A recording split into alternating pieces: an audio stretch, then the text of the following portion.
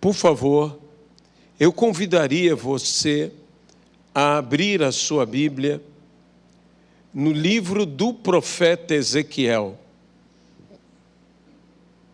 capítulo de número 37.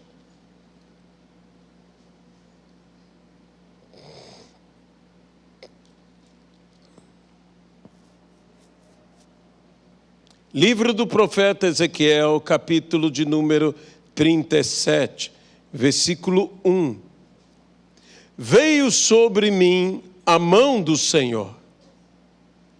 Ele me levou pelo Espírito do Senhor e me deixou no meio de um vale que estava cheio de ossos.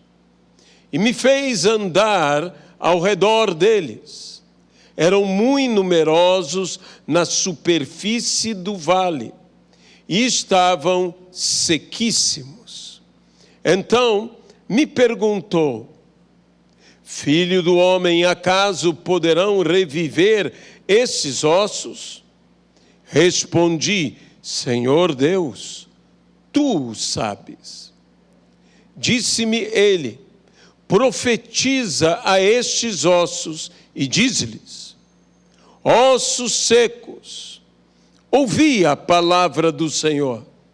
Assim diz o Senhor Deus a estes ossos: eis que farei entrar o Espírito em vós e vivereis.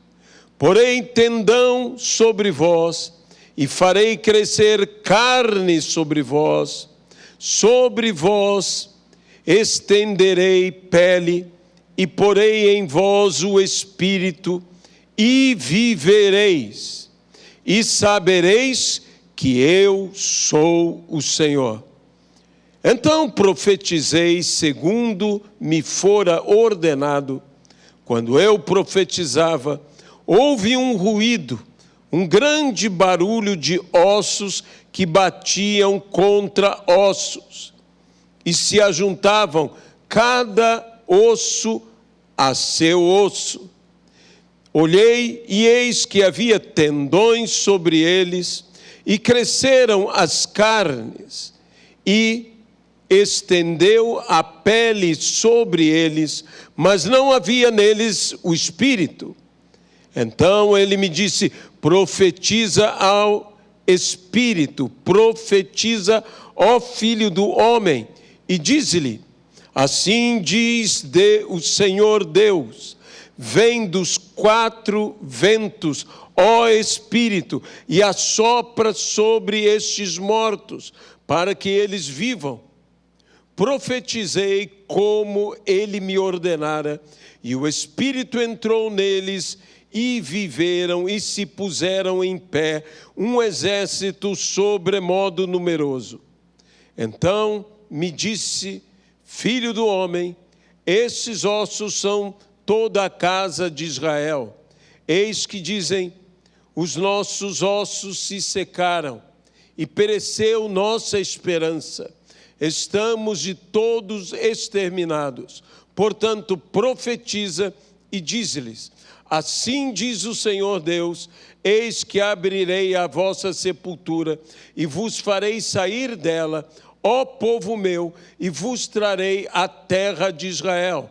Sabereis que eu sou o Senhor quando eu abrir a vossa sepultura e vos fizer sair dela, ó povo meu. Porei em vós o meu espírito e vivereis, e vos estabelecerei na vossa própria terra. Então sabereis que eu, o Senhor, disse isto e o fiz, diz o Senhor.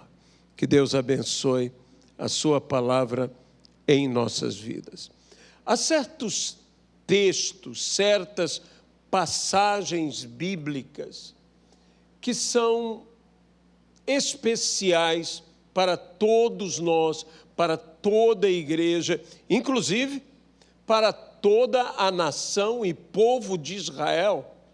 Eu não tenho dúvida que esse é um texto amado pelo povo de Israel, pelo povo judeu, porque é um texto que fala claramente da restauração que Deus traz e que Deus trará ao povo de Israel, mas também fala a nós.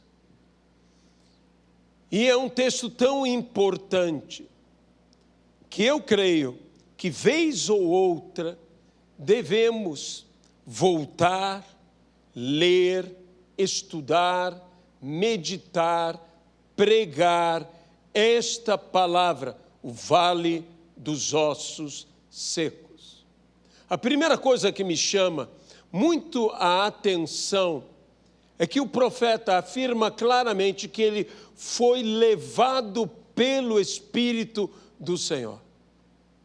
E eu te pergunto, para onde você imaginaria que o Espírito de Deus te levaria?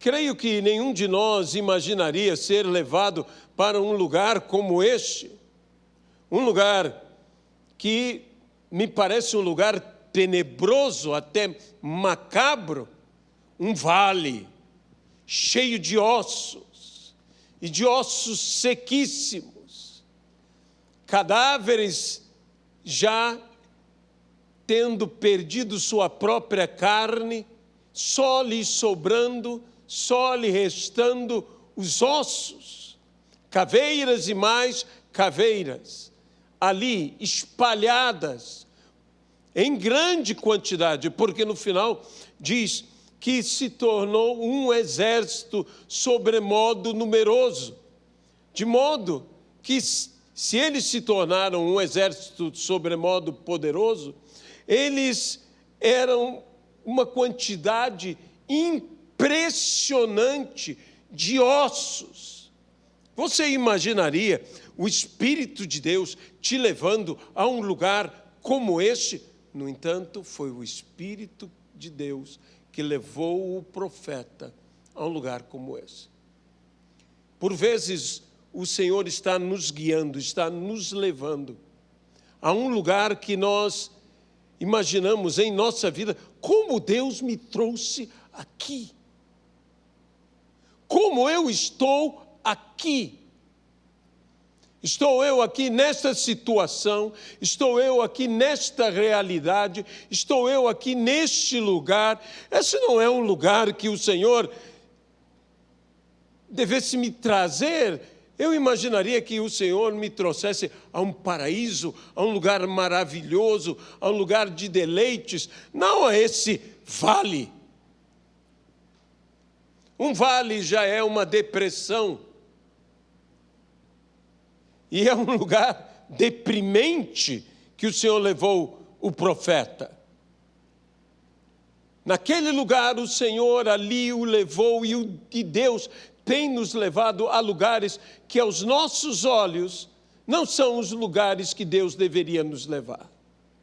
Que Deus nos leve ao alto monte, que Deus nos leve às campinas verdejantes. Aí nós aceitamos e nos alegramos, mas que Deus nos leve a um vale de ossos secos. Veja, Deus te leva a um lugar como este, não para que você permaneça neste lugar e este lugar permaneça como você o vê, mas Deus te leva a um lugar como este, para que pelo poder de Deus você transforme todo este lugar.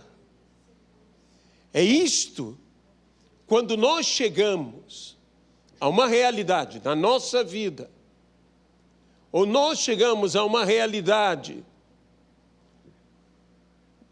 ao nosso redor, uma realidade chocante como o Vale dos Ossos Secos, uma realidade que existe uma visão de morte,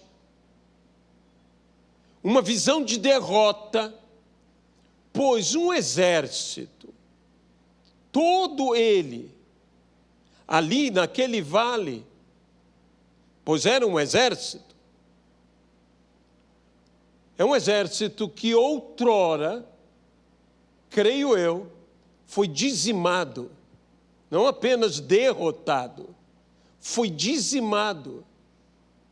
E Deus é capaz de te dar a vitória, de nos dar a vitória numa guerra vencida, numa guerra em que nós fomos vencidos, dizimados, massacrados, totalmente derrotados, que não há esperança nenhuma de nos levantarmos de novo.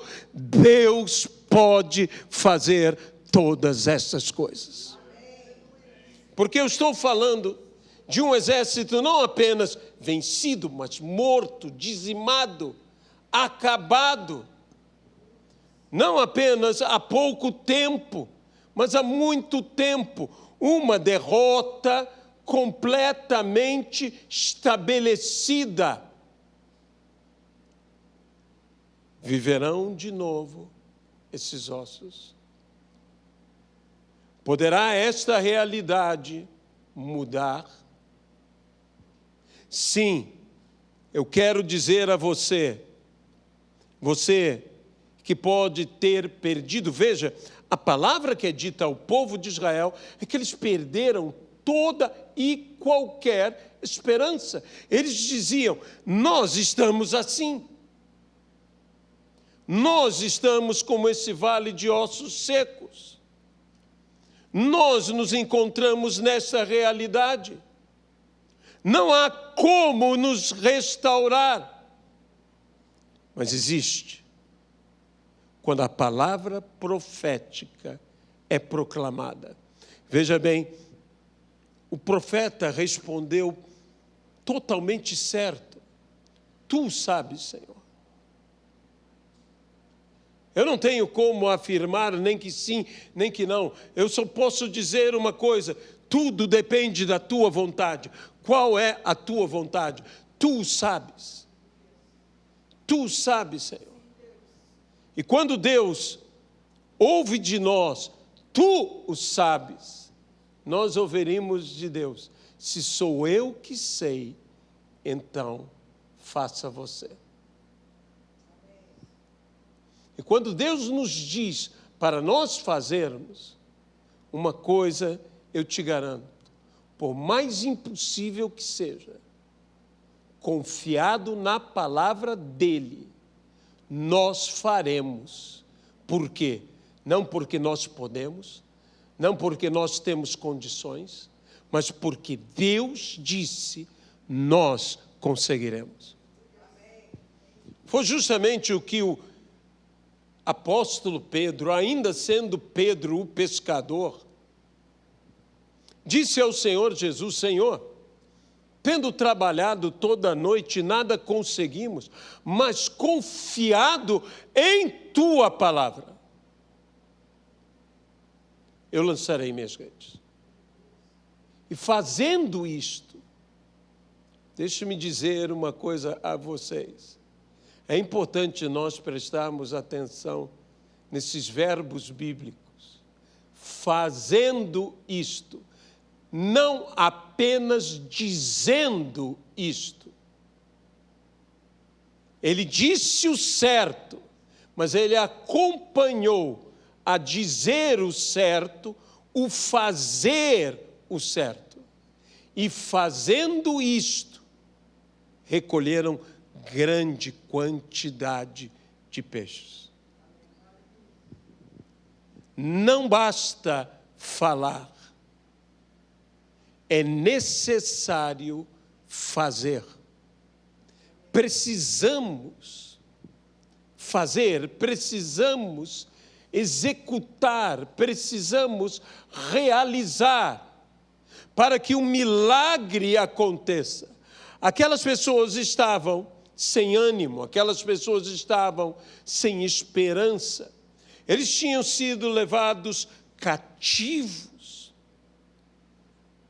Eles tinham sido levados presos.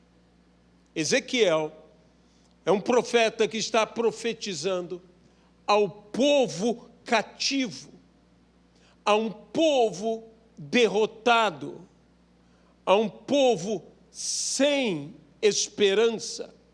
Um povo que viu sua nação, viu sua cidade ser destruída,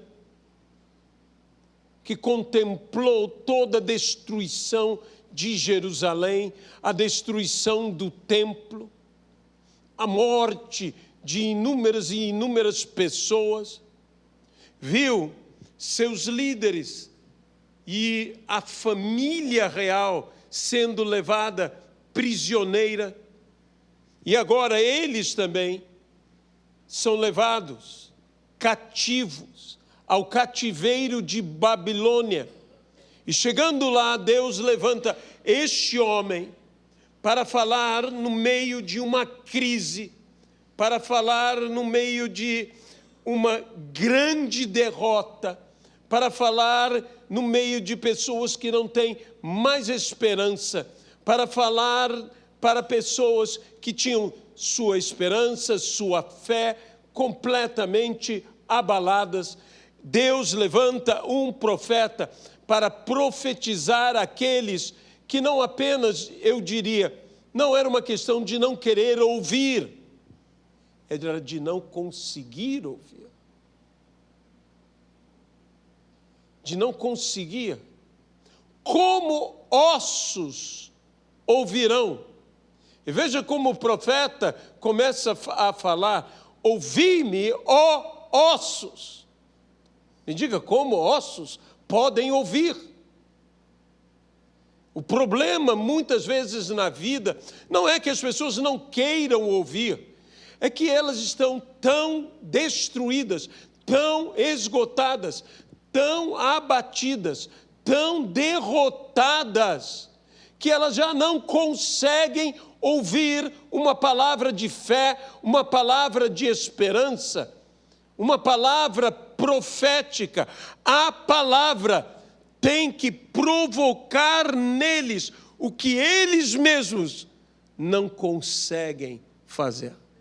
Eles não conseguem ouvir, mas ouvirão. Ouvirão sem ouvidos. Ouvirão sem a capacidade de ouvir. Eu creio numa palavra como essa. Numa palavra que disse Deus, e por Deus ter dito, tudo se fez. Uma palavra que, como diz, a fé vem pelo ouvir e ouvir a palavra de Deus. Mas quando a palavra está sendo dita e não se pode ouvir, eu volto a dizer, não que não se queira ouvir, é que não há a capacidade para ouvir. Jesus ministrou a surdos. E o interessante é que Jesus dizia aos surdos: ouçam. E eles ouviam. Ministrar a cegos e falar a um cego, veja, o cego ouviu. Ao aleijado, anda, o aleijado ouviu. Mas dizer ao surdo, ouça, o surdo não ouviu. Ele passará a ouvir. Ele começará a ouvir. Então é a palavra, pela própria autoridade da palavra, que se cumprirá. Deus lança a sua palavra e ela não voltará para ele vazia, sem ter cumprido o seu propósito. Então a palavra acontecerá. A palavra, temos que crer na palavra, que pela soberania, pelo poder, pela onipotência de Deus, esta palavra vai se cumprir, ainda que seja um vale de ossos secos.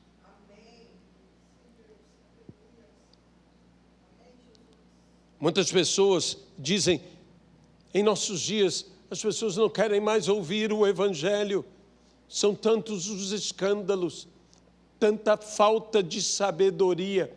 Saiba, a Bíblia diz que nós temos que ser sábios. E a Bíblia diz que nós temos que não apenas ser sábios, mas nos portar, ou seja, nos comportar com sabedoria. E quando a Bíblia diz do comportamento nosso com sabedoria, ela aponta a um motivo especial. Ela diz: portai-vos com sabedoria para os que são de fora. Nós temos que nos portar com sabedoria para com esse mundo. A Bíblia nos diz: alguém carece de sabedoria, peça a Deus, que a todos dá liberalmente, não negando nada a ninguém. Nós vivemos dias num mundo conturbado por guerras, por ideias, por filosofias, por medos, por pragas, que nós devemos pedir a Deus sabedoria. Sabedoria. Como nos portar, como nos comportar para aqueles que não são de dentro, para aqueles que são de fora, para que um dia eles possam estar dentro, possam estar conosco. Meus irmãos, a igreja de nossos dias já não pode falar qualquer coisa. Ela tem que falar com sabedoria. A igreja de nossos dias já não pode fazer qualquer coisa. Ela tem que fazer com sabedoria. Por quê? Porque nós vivemos dias difíceis em que é necessário sabedoria para nos portarmos a este mundo que jaz no maligno. Nós precisamos ser sábios. Você pode dizer amém a isto? Nós, não apenas nós, nosso pequeno ministério, nosso diminuto número de pessoas, mas a igreja como um todo, nós precisamos pedir a Deus sabedoria, não apenas no meu agir pessoal. Eu preciso de sabedoria para agir com as pessoas ao meu redor, mas eu preciso que a igreja tenha sabedoria. Eu tenho que orar pelos nossos líderes, principalmente, eu digo principalmente, aquele líder que talvez nós critiquemos. Eu preciso pedir: Senhor, dá sabedoria. Como é interessante quando nós vemos certas coisas que acontecem e que eu particularmente digo eu, não o Senhor, eu digo assim: Senhor, que falta de sabedoria. De uma determinada liderança da igreja falando uma determinada coisa, nós poderíamos citar inúmeros exemplos, mas eu creio que isso não convém, porque só de citar já começamos a julgar. Então, em vez de criticarmos, em vez de falarmos, ele não deveria ter falado isso, ele não deveria ter agido assim, vamos orar e pedir: Senhor, dá sabedoria. Porque, veja bem, a Bíblia diz: alguém carece de sabedoria? Eu careço. Senhor, dá-me sabedoria. Mas a Bíblia diz que Deus não apenas dá a um, diz: dá a todos. Amém? Então vamos orar e pedir sabedoria para a igreja, e especialmente para a liderança da igreja em nossos dias no mundo. No mundo. Senhor, dá revelação, fala que as Escrituras se descortinem diante destes homens e dessas mulheres de Deus. Meu amado e minha amada irmã, amemos, a Bíblia diz: orai por aqueles que vos presidem. E também nos diz, orai pelas autoridades. Não apenas as autoridades governamentais, mas nós temos que orar por todas as autoridades. Mas eles nunca me ouviriam, pastor. Eles não precisam me ouvir, eu só preciso orar. É o vale dos ossos secos. Eu não estou chamando eles de ossos secos, eu estou dizendo que os ossos não podiam ouvir. E se aqueles que não podiam ouvir, a palavra teve efeito, aqueles que não querem ouvir, a palavra também terá efeito. Nós precisamos crer nisto. Há uma obra implícita nesse texto, a obra de unidade, a obra de comunhão. Porque diz que houve um grande estrondo de osso se juntando ao seu osso. Houve um ajuntamento, houve uma união. E me chama a atenção um princípio interessante. Primeiro, eles se uniram, se reuniram. E depois, somente depois deles se unirem, é que cresceu o que manteria a sua união. Nós muitas vezes estamos querendo que o que mantém a nossa união surja antes de nós nos unirmos.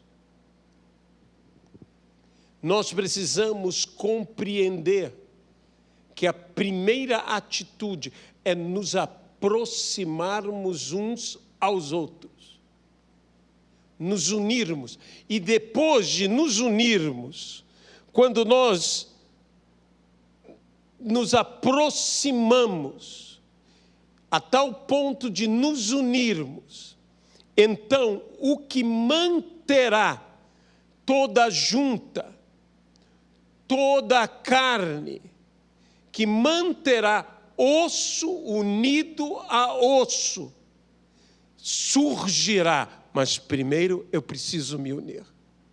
Novamente, primeiro é uma atitude minha, tua, de nos unirmos. Havia algo naquele vale de ossos secos, que era uma divisão de osso com osso, porque o que os mantinha unidos não mais existia.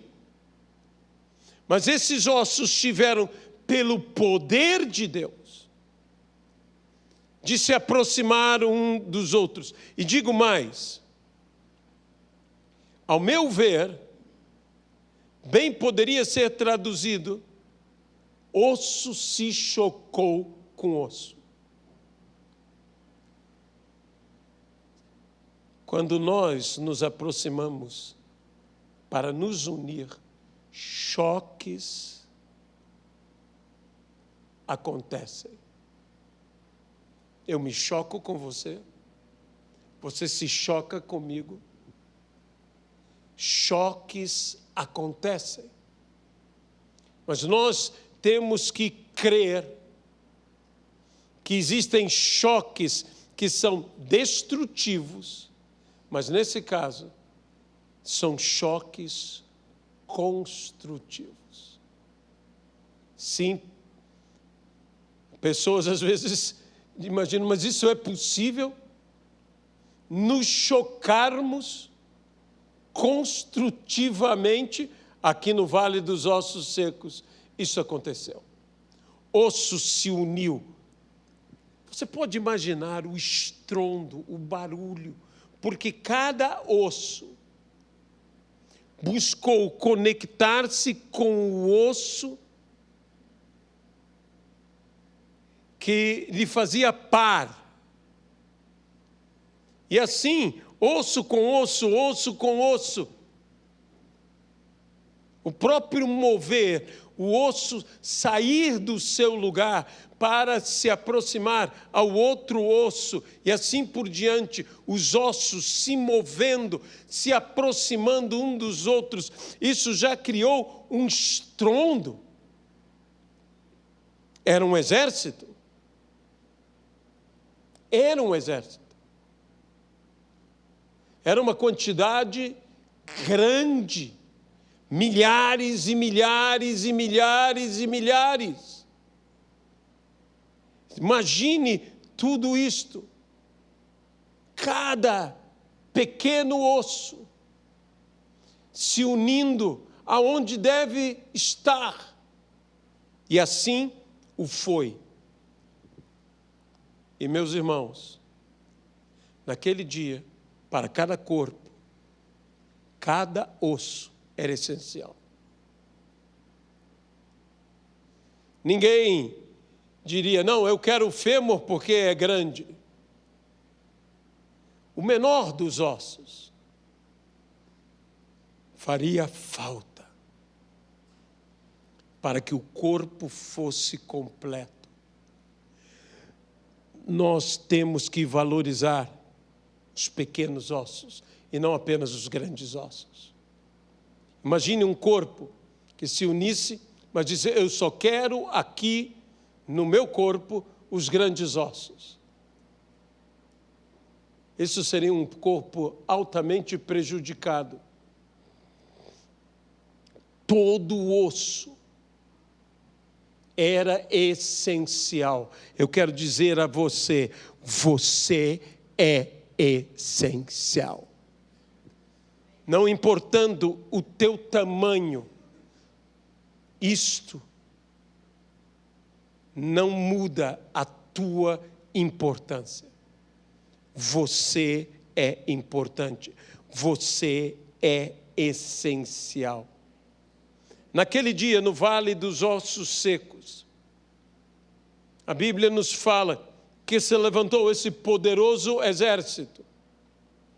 Eu imagino, por que o profeta os reconhece como um exército?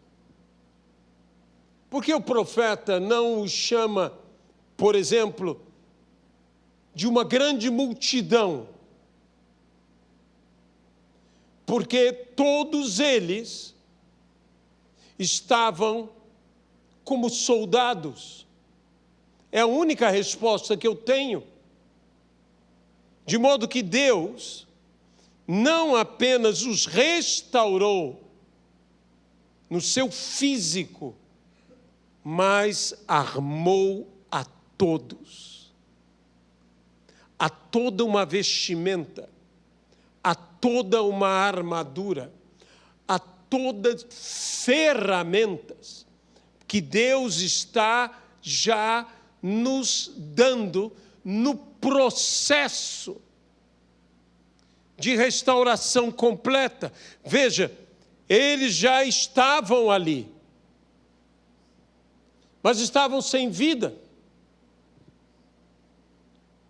O corpo restaurado, eu creio, e isto é a minha visão, todos eles paramentados, armados, mas todos eles caídos. Pois a Bíblia diz que ele profetizou de novo. Profetizou de novo e então veio o Espírito sobre eles e a Bíblia diz, e eles se colocaram de pé. Eles se ergueram. Sabe, é um processo todo de milagres extraordinários, mas o Senhor ainda irá fazer algo. Deus nos colocará, a cada um de nós, de pé. nos levantará, Ele nos erguerá. Ele não apenas nos armará, Ele nos encherá de vida. A Bíblia diz, e Jesus então disse, eu vim para que tenham vida. E vida em abundância. Nada contra o desejar ter uma vida abundante, mas tem gente que tem uma vida abundante e não tem uma vida em abundância. E há pessoas que podem não ter uma vida abundante, mas elas têm abundância de vida. O que Deus deseja de nós, ou para nós, melhor dizendo, é que nós tenhamos vida, e vida em abundância. E qual a maior abundância de vida? É a vida eterna. Não existe maior abundância de vida do que a vida eterna. E a vida eterna é o quê? Que te conheçam a ti, Jesus Cristo, e ao Pai. Que conheçamos a Deus verdadeiramente. Nós precisamos ser cheios de vida. E você sabe muito bem o que é uma pessoa cheia de vida. É maravilhoso estar ao lado de uma pessoa cheia de vida. Uma pessoa cheia de vida, ela não apenas vive muito, ela desfruta viver. Uma pessoa cheia de vida desfruta plenamente da vida. Uma pessoa que passe pela vida, por mais tempo que consiga viver, sem alegria de viver, reclamando da vida, isso não é uma pessoa cheia de vida. Deus veio para que tenhamos vida. Quando Deus criou o primeiro homem, Ele soprou em suas narinas e lhe deu o quê? Fôlego de vida. Toda a vida que temos, essa vida terrena, essa vida neste corpo, nesse tabernáculo que se corrompe, nesse tabernáculo que perece, toda a vida que nós vivemos um fôlego de vida. Mas quando você recebe a Cristo, você recebe toda a vida. É por isso que temos a vida eterna. Porque não temos um fôlego de vida, temos a vida. Recebemos a vida. Somos cheios de vida.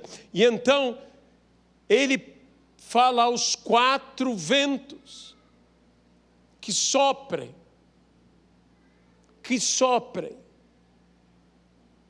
E vem o Espírito de todas as partes.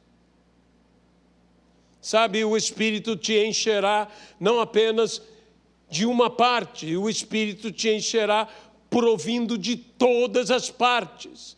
Ele te encherá vindo do sul, vindo do norte, vindo do leste, vindo do oeste. Isso quer dizer, você será cercado por uma plenitude do Espírito vindo de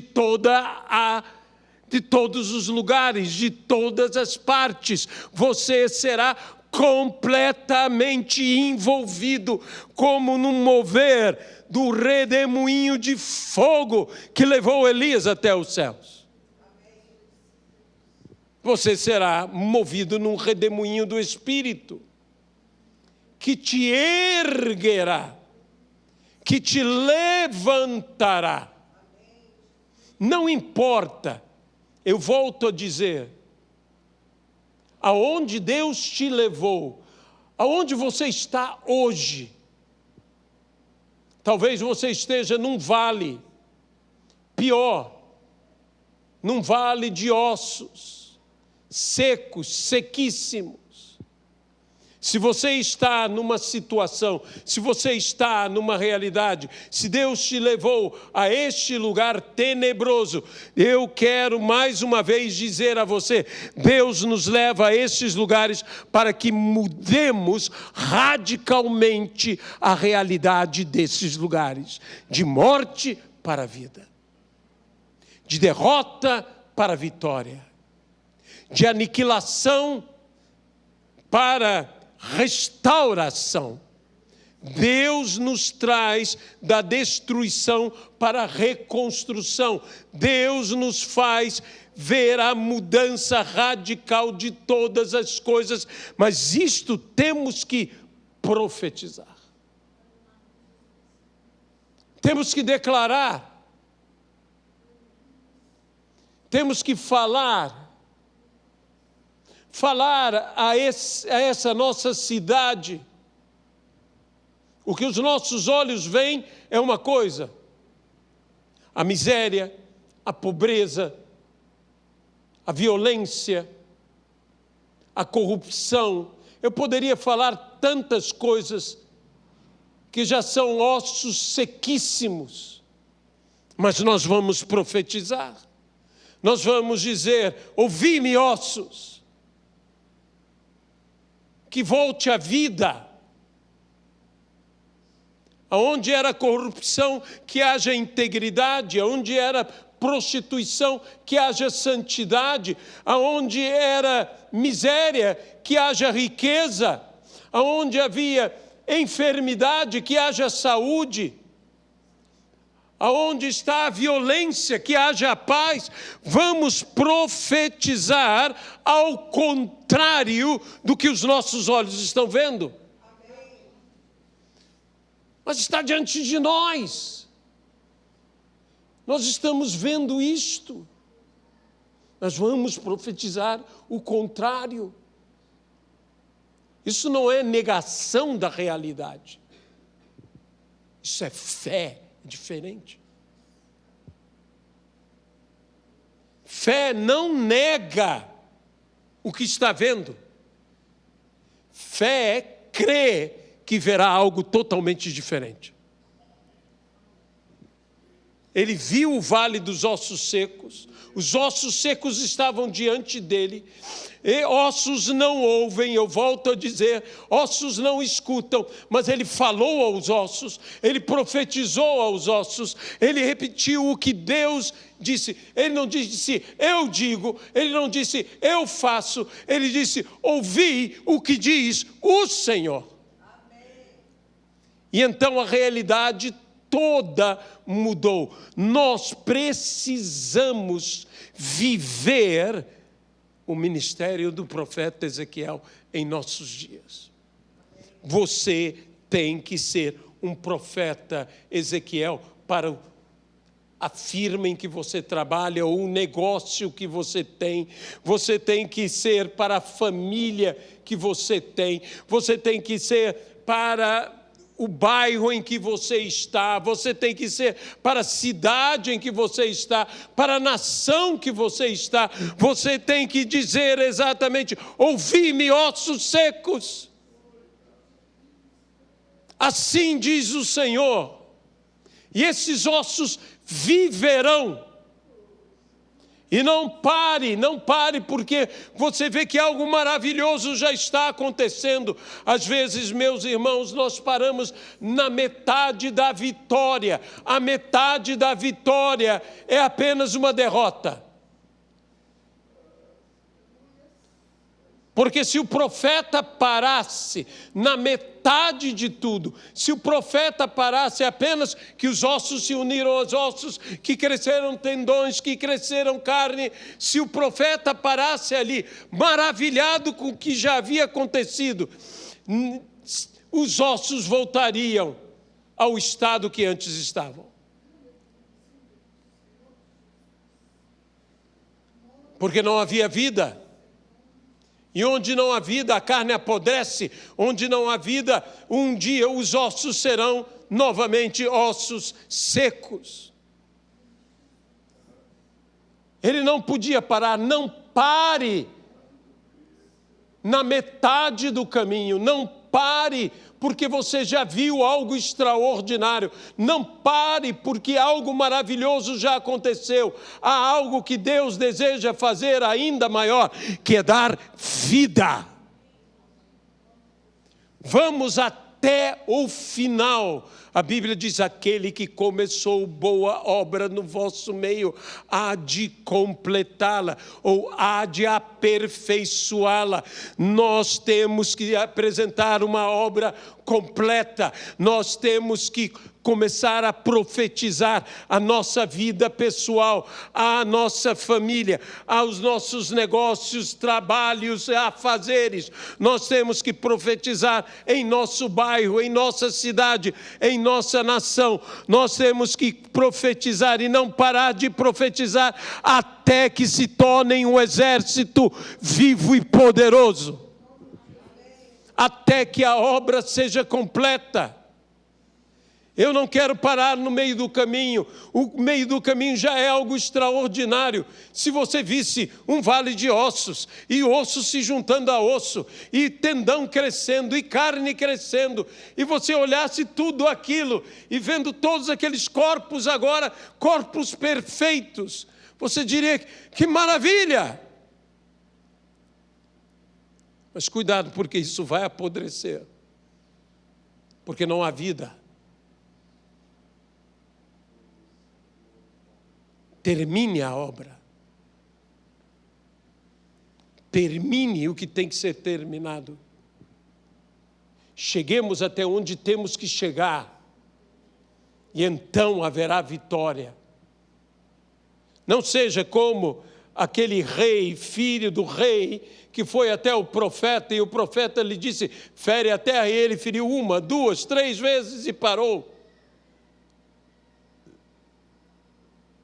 Deveria ter ferido a terra pelo menos 5 vezes.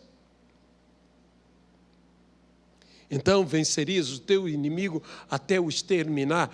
Não tenha apenas algumas vitórias, tenha a vitória permanente. Extermine o teu inimigo, a tua adversidade. E a nossa luta não é contra sangue, a nossa luta não é contra a carne, é contra principados e potestades, contra poderes dominadores desse mundo tenebroso, contra forças espirituais do mal nas regiões celestes. Não estou falando de gente, não estou falando de pessoas, estou falando de espíritos. E nós temos que vencê-los. Há um espírito de desânimo, há um espírito de medo, há um espírito de miséria, há um espírito de corrupção, há um espírito de violência. E eu poderia dizer várias coisas aqui, que são espíritos e que são mentalidades que têm que ser vencidas até serem exterminadas. Não exista mais isto no nosso meio, na minha vida, na tua vida e no nosso viver. Vençamos de uma maneira que o inimigo não se levante de novo contra nós. Vença o vício de uma maneira que você nunca mais recaia sobre o vício. Vença o seu mau gênio até, de uma maneira que você nunca mais dê lugar ao seu mau gênio. Vencer completamente. Não pare no meio da vitória. Satisfeito. Aconteceu. Um milagre aconteceu. Não há dúvida que o milagre aconteceu. Mas para que o milagre seja completo, é necessário fazer algo a mais. E no Novo Testamento, e com isso eu termino, há uma ministração de Cristo, que Cristo ministra 2 vezes. É a cura de um cego. Cristo, Jesus Cristo, tudo o que o fez para nos ensinar. Inclusive as suas curas, os seus milagres. Há um texto na Bíblia que diz isso porque eles não compreenderam o milagre da multiplicação dos pães. Milagre não é algo apenas para ser visto, vivenciado, mas também compreendido. Quando você apenas vive um milagre, você experimenta o sobrenatural. Quando você entende o milagre, você recebe um princípio de vida. E Jesus ministra 2 vezes aquele homem. Na primeira vez, aquele cego diz: vejo os homens, e são como árvores que caminham. Ele sabia que eram homens,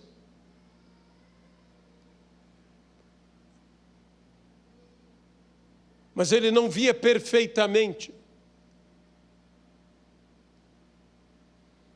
Sabe, quando Deus te cura, Ele não te cura apenas para que você diga: estou melhor. Quando Deus te cura, Ele te sara. Na segunda vez, Jesus perguntou: e agora, como vês? E ele disse o quê? Vejo perfeitamente. Mais uma vez eu digo, a ação do Senhor na nossa vida não é para que eu fique melhor, não é para que eu me sinta melhor, é para que seja uma obra completa. Pastor, olhe pelo meu negócio. Como está agora o seu negócio? Está melhor. Melhor não é bom. Bom é que esteja excelente. Bom é que tenha total solução. Ore pela minha saúde. Como você está? Estou melhor, pastor. Melhor não é bom. Bom é que você esteja curado. Pastor, ore por mim. Ore pelas minhas tentações. Eu tenho sido tentado, tem sido difícil, pastor. Como está agora? Melhor. Melhor não é bom. Bom é você ser santo. Amém? Você está entendendo o que eu quero te dizer? Como você está? Estou melhor. Não, você tem que estar completamente vitorioso. No nome de Jesus Cristo. Não pare na metade. Aquele cego, por ser cego, poderia dizer: que maravilha! Que maravilha! Eu já consigo ver alguma coisa. Vejo os homens e eles parecem árvores que caminham. Um homem e uma árvore para mim é a mesma coisa, mas para quem não via nada, está melhor. Jesus diz: não. E agora? Vejo perfeitamente. Obra completa. No nome de Jesus. Amém? Amém? Deus Todo-Poderoso, nós entregamos aqui esta palavra. E eu te peço que essa palavra, Senhor, vá além de uma palavra que digamos amém. Que seja uma palavra que digamos: eu vivo esta palavra. Nós queremos profetizar ao norte, ao sul, ao leste, ao oeste. Que venha o avivamento, que venha o teu Espírito, que se derrame o teu Espírito em nossa igreja, em nossa vida, na igreja de Cristo, em nossa nação, no mundo. Que venha do norte, que venha do sul, que venha do leste, que venha do oeste. Senhor, nós queremos receber do norte, do sul, do leste, do oeste. Nós queremos receber de todos os lugares. Oh, aleluia! Pelo teu poder, nós oramos, Senhor. Senhor, nós não queremos uma melhora, uma simples melhora. Para quem não tem nada, melhorar um pouco é tão bom. Mas nós, Senhor, nós queremos a solução. No nome de Jesus Cristo. Amém, Pai. Jesus disse: vinde a mim todos os que estáis cansados e sobrecarregados, e eu vos aliviarei. Tomai sobre vós o meu jugo e aprendei de mim, que sou manso e humilde de coração, e achareis descanso para as vossas almas. Quando você vem a Cristo, Ele te dá alívio. Mas quando você segue a Cristo, Ele te dá descanso. O alívio é necessário, mas o alívio não é a solução. Talvez você que me ouça hoje esteja buscando um alívio. Receba o alívio. Venha até Jesus e receba o alívio. Mas o alívio não é a solução. A solução é o descanso. E o descanso você só terá se você, que veio agora a Cristo, seguir com Ele.